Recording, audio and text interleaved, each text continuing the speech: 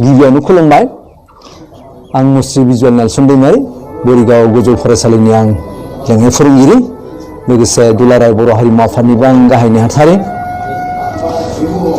थांनाय 27 जानुवारियाव जोंनि भारत सरकार आसाम सरकार एबसु लोगोसे एनडिबिनि जा मोनब्रै गुड फेक्सन जि गोदान दिल्लीयाव सुक्ति जालांबाय बेखौ आङो आंनि गोसो गोरबोजों बरायदों लोगोसे आङो बुंनो सानो बेयो जोंनि हारिनि थाखाय जोंनि ओनसोलनि थाखाय मोनसे साबसिन एकर्ड साबसिन गोरोबथा आरो बिनि थाखाय आङो भारत सरकार लोगोसे आसाम सरकार आरो जायफोर सागानगिरिफोर बिथांमोनखौबो आङो साफ्रोमखौबो संगठन मोनफ्रोमखौबो आङो आंनि गोसो गोरबोनिफ्राय आङो साबायखर बावदों दा जितु जोंनि बिटिआर सुक्ति बेयाव ओरैबायदि मुवाफोर जों मोननो हादों जि मुवाफोरखौ जोङो जानो हागौ 100 बोसोर जों सोमावसारबावनायमोनब्लाबो आन्दोलन खालामनायमोनब्लाबो जों मोननो हानाय नङामोन नाथाय जों बेखौ मोननो हाबाय जे आं बे सुक्तिखौ जि एमअएस बेखौ जोबोद मोजाङै स्टाडि खालामदों आरो आं मोननो हादों जे बेयाव जेसेबां दङ बे जोंनि बर' हारिनि थाखाय जोंनि उन जोलैनि थाखाय जोबोद मोजां सुक्ति आरो आं बेखौ बुंनो नागिरदों जे जोंनि भारतनि गुबुन गुबुन रायजोफोर हमना ला मेघालय मिजोराम अरुणाचल नागालेण्ड बिथांमोननि बायदियाव जाफोर इउनिभारसिटिफोर दङ नाथाय जोंनिया रायजो आलादा हादोर आलादा रायजो दायो जायाखैब्लाबो जि इउनिभारसिटिफोरखौ होबाय माने जोबोद मोजां जोङो जोंनि माबायाव मा होनो बाक्सायाव जों मोननो हादों उपेन्द्रनाथ ब्रह्म सेन्ट्रेल इउनिभारसिटि भैरबकुन्द'आव जोङो मोननो हादों ट्राइबेल इउनिभारसिटि आरो बेनिफ्राय माबायाव रौतायाव जों मोननो हादों अर्गेनिक इउनिभारसिटि उदालगुरियाव जोङो मोननो हादों स्पर्ट्स इउनिभारसिटि बेबायदि गोबां इउनिभारसिटि थानाय माने जोंनि भारताव प्राय रायजोआव गैया खिन्थु सोमोनांथावै जोबोद गोजोनथावै जोङो बे बिटिआर सुक्तिनि गेजेरजों जोंनि एरियायाव बे बड'लेण्ड टेरिटरियेल रिजनाव जोङो मोननो हादों जोबोद मोजां बेनो जोंनि बर' हारिनि जा थामोनथा रैखाथिनि आन्दोलनमोन बे सुक्तिनि गेजेरजोंनो बेयो जाफुंलांगोन जोंनि हारिमु राव थुनलाइ राजखान्थि समाजखान्थि जेसेबां जोंहा जेंना दंमोन जौगानो गोनां दं बे गासैखौबो आं सानो आं सासे फोरोंगिरि हिसाबै बा माहारियारि संगठनाव खामानि मावनाय हिसाबै आं सानो बे सुक्तिनि गेजेरजों बर' हारिनि जि सिमांफोर बे सिमांफोरा जोंहा जाफुंगोन दा आं खोनानो मोनदों जे साफा सानैया बेखौ बे सुक्तिखौ बुंदों जेबो गैया होननानै नाथाय बे नङा जायहा मोजाङै फरायदों नायदों बे सुक्तिखौ बेयो मिथिदों बे सुक्तियाव गोबां दं आरो जोंनि गेजेराव ओरैबायदि मानसि थायो जे जायफोरा ब्राहै बुंनो सानो बे सुक्तियाव जेबो गैया होननानै बिथांमोना बुंखागोन दा नोंथांमोना रायजो राजा मिथिजानो हागौ जे सल' मोनसे दङ बै सैमा सिखो आरो बिनिफ्राय बोरमा फिसानि सैमा सिखोआ बोरमा फिसाखौ जानो लुबैनानै बे बायदिसिना खायदा खालामदों जे सैमा सिखोआ खर'थिं दै लोंबाय थादोंमोन बोरमा फिसा उनथिं दै लोंदों सैमा सिखोआ बुंबाय बोरमा फिसाखौ नों आं लोंनो गोनां दैखौ मानो खालामदों बोरमा फिसा बुंबाय नोंसो खर'थिं लोंदों आंथ' आफाङावसो लोंदों दैया बोरै खालाय जाखो सैमा सिखोआ बुंलायबाय जे बे थांबाय बाथ्राया नाथाय 6 दान सिगाङाव 6 मास सिगाङाव नों आंखौ मानो रायनाय बोरमा फिसा बुंबाय जे 6 मास सिगाङावथ' आं जन्मआनो जायाखैमोन सैमा सिखोआ बुंलायबाय नों रायाखैबाबो नोंफा रायदोंमोन बेनिखाय एखे दाया नोंफा रायनाय नों रायनाय एखे बेनिखाय आं नोंखौ जागोन दा मानसिफ्रा बेबायदि थारमाने जाया गाज्रि होननानै बुंनो सानो बिथांमोना ब्राहैनो बुङो नाथाय जायफ्रा पजिटिभ माइन्डजों बेखौ स्टाडि खालामदों सानदों बिथांमोना साफ्रोमबो बुंगोन बेयो मोजां मोनसे सुक्ति बेबायदि आरो बिनिफ्राय जोङो नैबे सुक्तिनि गेजेरजों गोबां मुवाफोरखौ जों मोननो हादों आरो मोनसे जिनिसखौ आं मोजां मोनदों जे जितु रेलवे कच बानायनाय फेक्ट्रि बेयो जोंनि भारतआव बे बिशाखापट्टनमाव दङ बे जोंनि बिटिआरआव फैगोन बेयाव हाजार हाजार मानसिफोरा एमप्लयमेन्ट मोनगोन बे बोरै गाज्रि जानो हागौ लोगोसे जोंनि बिटिआरनि बाहेरायाव थानाय जायफोर बर' जोंनि आंगो फिसाफोर बिथांमोननि थाखाय मोनसे खाबुबो सरकारा होदेरबाय जाबाय वेलफेयार काउन्सिल जायफ्रा बड'लेण्डनि बाहेरायाव दङ बिथांमोननि थाखाय बेबो मोनसे जे बिथांमोननि जि हा हुनि रैखाथि हारिमु थुनलाइनि रैखाथि जौगानाय बेफोर गासै खामानिया बिनि गेजेरजों जागोन बे बोरैहाय गाज्रि जाखो आंनि मोनसे सोंलु बेथ' गाज्रि जानो हाया बेनिफ्राय आं बेखौ बुंनो सानो आं बेक्तिगत हिसाबै जे बियो मोनसे जारिमिनारि गोरोबथा जों बयबो बर' हारिया जेसेबां बर'नि थै दं गासैबो बे सुक्तिखौ गनायनांगौ बरायनांगौ आरो जों गासैबो बे सुक्तिनि दफाफोरा मोनफा मोनफा जाहाथे जाफुङो मावफुंजायो बिनि थाखाय जोङो मदद होलायनांगौ आं बेखौ खावलायो बे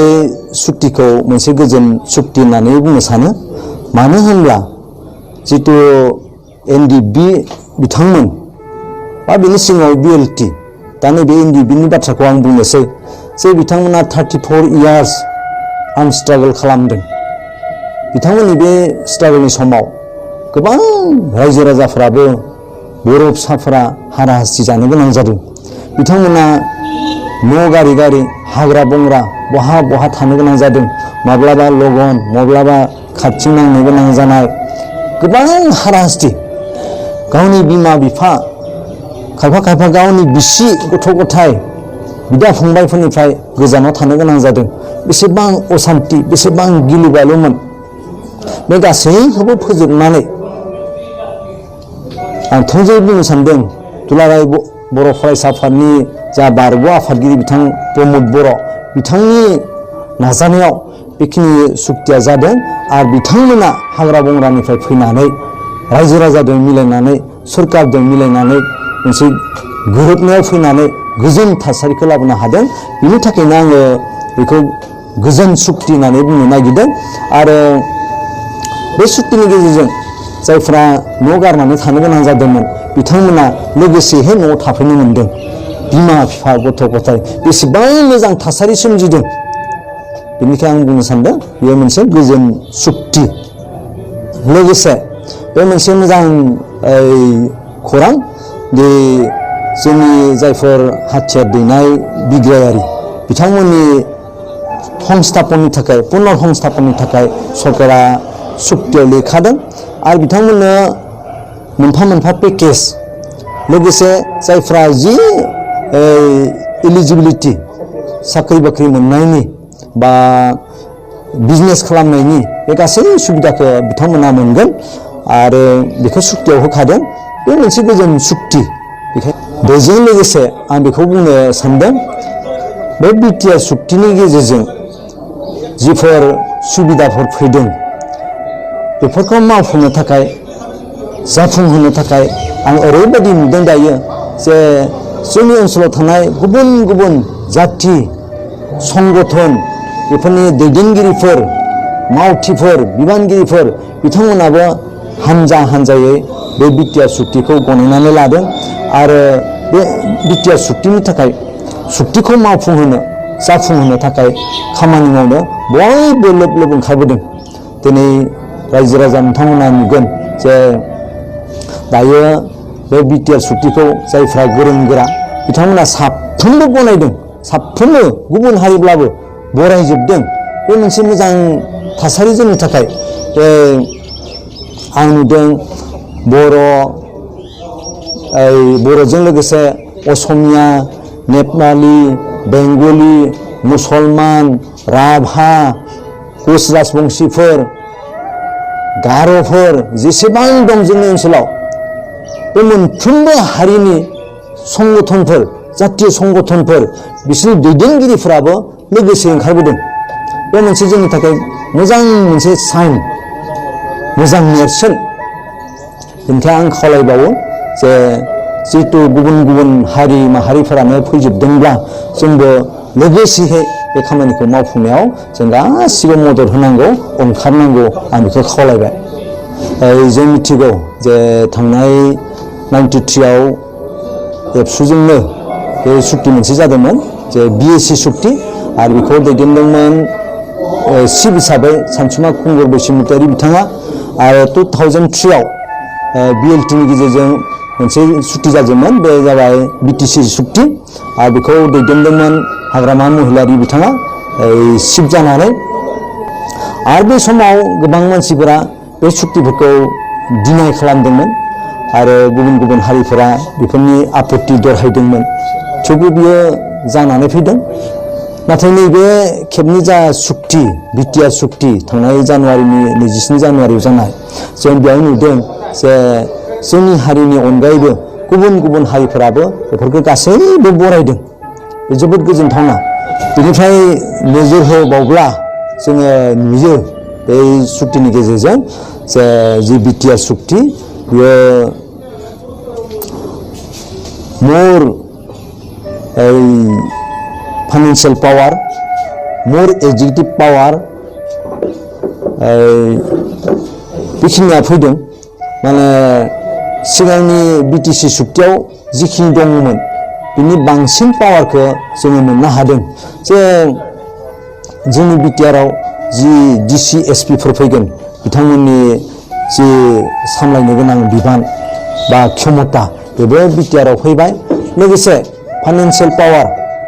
बे मोर फाइनेंशियल पावार बे सिगाङाव सेन्ट्रेलनि जा थाखा फैयोमोन बियो आसाम सरकारनि गेजेरजों फैयोमोन नाथाय दायो थोंजोंहाय बे सेन्ट्रेलनिफ्राय फैसिगोन जे बोसोराव 500 कौटि बेबायदिहाय फैगोन आरो बिनि बादैबो गुबुन गुबुन पेकेजफोरा थाबावगोन लोगोसे जि टेक्स जों मोनो सरकारा मोनो बे सिगाङाव जोंनि ओनसोलनि जेसेबां टेक्स फैयो साहा बागाननि टेक्स बायदिसिना इन्डास्ट्रिफोरनि टेक्स बेफोरो आसाम सरकारनियाव थाङोमोन दायो नाथाय बियो जोंनि बिटिआरावनो बे थासिगोन थारमाने जोंनि सरकारा जोंनि लकेल सरकारा बेखौ खांनानै लानो हानाय पावारखौबो मोनखाबाय बे जोबोद मोजां माने बेनिखायनो बे सिगांनि बिएसि सुक्ति बिटिसि सुक्ति बेनिख्रुइ साबसिन नैबे बिटिआर सुक्तिया बिटिआर सुक्तिनि गेजेरजों जोङो जिखिनि मोनदों आं बेखौ माखासेखौ बुंबाय आरो गोबां दंबावो आं बेखौ बुंनो सानदों जे जोंनि जाय बर' फिसाफोर जोंनि बड'लेण्ड एबा आसामनि बाहेरायाव दङ बे बेंगल मेघालयफोराव बेंगलाव जों खोनादों जोंहा 2.5 लाखसो बर'फोर दङ मेघालयआवबो बेबायदिनो 20,000सो बे बर'फोर दङ बे गुबुन गुबुन भारतनि गुबुन गुबुन जायगायाव थानाय बर'फोरा जाहाथे जोंनि बर' राव थुनलाइफोरखौ सिबिनो हायो सोलोंनो हायो बिनि थाखाय मोनसे लाबोबावनाय जादों बे जाबाय बियो क'क्राझार जिल्लानि थुलुंगापुरियाव जागोन कालचारेल कमप्लेक्स काम सेन्टार अफ एक्सेलेन्स होननाय बिनि गेजेरजों भारतनि गुबुन गुबुन जायगायाव थानाय मानसिफोरा बर' मानसिफोरा फैनानै बे जायगायाव फैनानै जोंनि राव थुनलाइनि बागै सोलोंनो हागोन फेहेरनो हागोन मावफुंनो हागोन बे मोनसे मोजां लोगोसे जोङो बिटिसि सुक्तिनि गेजेरजों मोनदोंमोन जे बर' रावा 8 शिड्युलाव हाबबाय बे मोनसे मोजां बे सुक्तिनि गेजेरजों बियो फैदों आरो बेनिफ्राय बे सुक्तियावनो दंखायोमोन जे कार्बि आंलंआव थानाय बर'फोरखौ बै एसटि खालामनाय एसटि हिल्स खालामनाय बे सुक्तियाव दंमोन नाथाय बे जाफुङासै नाथाय गोदानै बे बिटिआर सुक्तियाव बेयाव फैफिनदों आरो आसाम सरकार लोगोसे भारत सरकारा बेखौ मावफुंनो थाखाय थांखि लादों जे बेबो मोजां मोनसे जे जोंनि कार्बि आंलंआव थानाय बर'फोरा बे खेबाव बे एसटि जाथारसिगोन लोगोसे जोंनि गुबुन गुबुन जायगायाव थानाय बर'फोरा जिहेतु जोंनि मिडियामनि थाखाय जोंनि बर' बिजोंनि थाखाय सेपारेट डाइरेक्टरेट बेखौ बिबाय थादोंमोन नाथाय जाफुङाखैमोन नाथाय बे खेबाव बिटिआर सुक्तिनि गेजेरजों बेयो जाफुंदों बेयो क'क्राझाराव जागोन बेबो मोनसे जोंनि बर' मिडियामा जौगानायनि मोनसे मोजां लामा फैबाय लोगोसे जोंनि जायफोर भेन्सार स्कुलफोर एलपिआनो जा बा गेजेर फरायसालियानो जा हाइस्कुलानो जा कलेजानो जा बे गासैखौबो बड'लेण्डनि सिङाव थानाय बे भेन्सार खिनियाखौ गभर्नमेन्ट खालामनो थाखाय बे मोनसे सुक्तियाव लाना फैदों आरो बे मोनसे मोजां आसा जोंहा जोंनि सोलोंथाइ आयदाया जौगानो थाखाय बे मोनसे मोजां लामा आरो बेबो जोंनि बे बिटिआर सुक्तिनि गेजेराव फैबाय आं बेनि थाखाय मोजां मोनदों सिगांनि बिटिसि सुक्तियाव जोंनि बर' लेंगुवेजआ बर' रावा 8 सिडुलाव हाबदोंमोन बे मोनसे मोजां नाथाय सुक्तियाव थासेयावबो बेखौ जोङो आसामनि एस'सियेट लेंगुवेज खालामनो हायाखैमोन नाथाय बे खेबाव बेखौ आरोबाव खेबसे लाफिननाय जाबाय बिटिआर सुक्तिनि गेजेरजों जे बर' रावखौ आसामनि एस'सियेट लेंगुवेज हिसाबै बानायनि आरो बिनि गेजेरजों जोङो दायो जायखिजाया मावखुलिफोराव अफिस आदालतफोराव जोंनि बर' रावजों जोंनि देबनागिरि हांखोजोंनो जोङो आर'जलाइफोर होनानै जोंनि बिनांगौफोरखौ जोङो मावफुंनो हागोन बे मोनसे मोजां जोंनि थाखाय लामा फैबाय बिटिआर सुक्तिनि जा थांखि बे बांद्राय आं नुदों जे जोंनि लाइमोनफोरखौ बेयाव सरजाबफानो लोगोसे लाइमोनफोरनि जिउ थांना थानायनि राहा बेखौ थांखि लानानै बेखौ खालामनाय जादों जे जोंनि बिटिआरआव गोबां इउनिभारसिटि बे सफैनो हादों बे सोलोंथाइ बिफाना जोंहा जौगागोन बिनि अनगायैबो जोंनि हरिसिंगायाव पलिटेकनिक एन्ड भकेसनेल इन्सटिटिउट बेखौ होनाय जादों आरो बिनि गेजेरजों जोङो मा मावनानै मा राहाजों थांनानै थानो हागोन बेफोरखौ बेयाव फोरोंनाय जागोन आरो बिनिफ्राय टंलायाव इन्सटिटिउट अफ लिभलिहुड मेनेजमेन्ट जोंनि सेंग्राफोर लाइमोनफोर आइजोफोरा बोरैहाय गावनि जिउखौ बेंलांनो हागोन खुंलांनो हागोन आलो गोजोनै बेफोरखौ फोरोंनो थाखाय बेफोरखौ लानाय जादों आरो बिनिफ्राय जिफोर north east regional institute of medical science नेरिं बेयो जागोन चिराङाव रौमारियाव लोगोसे बाक्सायाव जि मेडिकेल कलेज जागोन केन्सार हस्पिटाल जागोन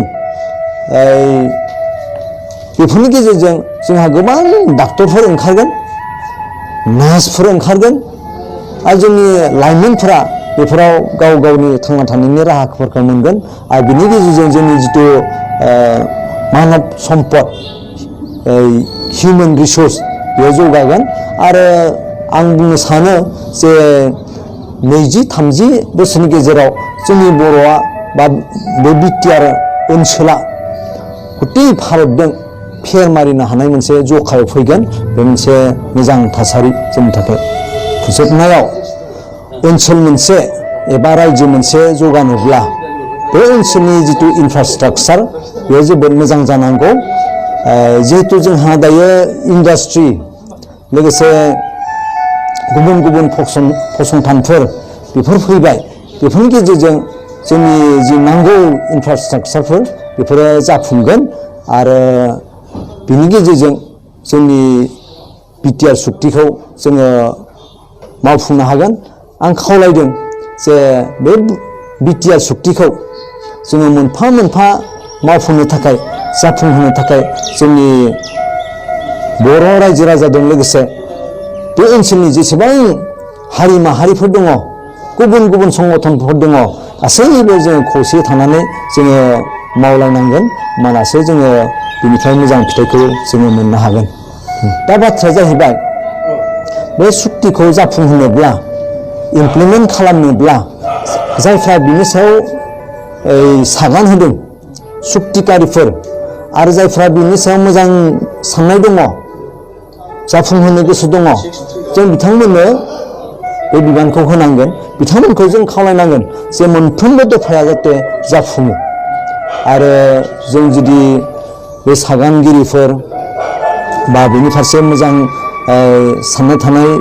व्यक्तिफोर बिथांमोननो जुदि जोङो बिबानखौ होनो हायाब्ला जानो हागौ बियो सुक्तिया सुक्तियैनो जानानै थागोन बेनिखायनो आं खावलायदों बयखौबो जायफ्रा सागानगिरिफोर बिथांमोननो जोङो बे बिबानखौ होनानै जोंनि जि बिटिआर सुक्ति बेखौ जाफुंहोनांगौ लोगोसे जोंनि ओनसोलनि जि जौगानो गोनां खामानिफोर बेफोरखौ मावनो थाखाय जों खाबु होनांगौ